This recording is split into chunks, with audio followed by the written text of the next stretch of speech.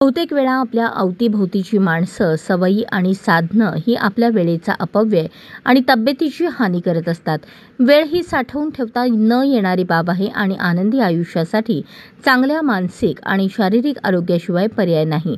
त्यामुळे यशस्वी जीवनासाठी वेळ आणि तब्येतीचे व्यवस्थापन पाळणे अत्यंत महत्त्वाचे आहे, असे प्रतिपादन ज्येष्ठ अर्थतज्ज्ञ डॉ. गिरीश जाखोटिया यांनी केले.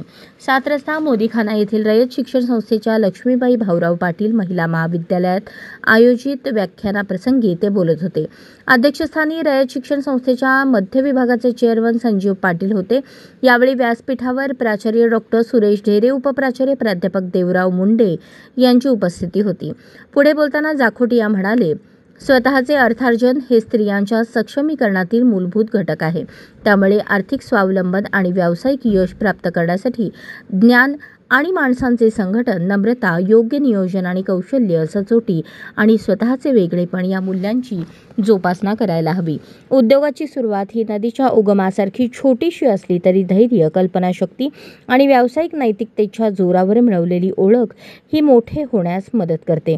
मात्र मोठ्या यशाने अहंकारी बनू नका, प्रेमाने जगायला आणि वावरायला शिका, असेही आवाहन त्यांनी यावेळी केले. प्रारंभी कार्यक्रमाचे स्वागत आणि प्रास्ताविक महाविद्यालयाचे प्राचार्य डॉ. सुरेश ढेरे यांनी केले. सूत्रसंचालन प्राध्यापिका मृदुला मोहोळकर यांनी केले, तर आभार उपप्राचार्य प्राध्यापक देवराव मुंडे यांनी मानले. यावेळी महाविद्यालयातील सर्व प्राध्यापक आणि मोठ्या संख्येने विद्यार्थिनी उपस्थित होत्या.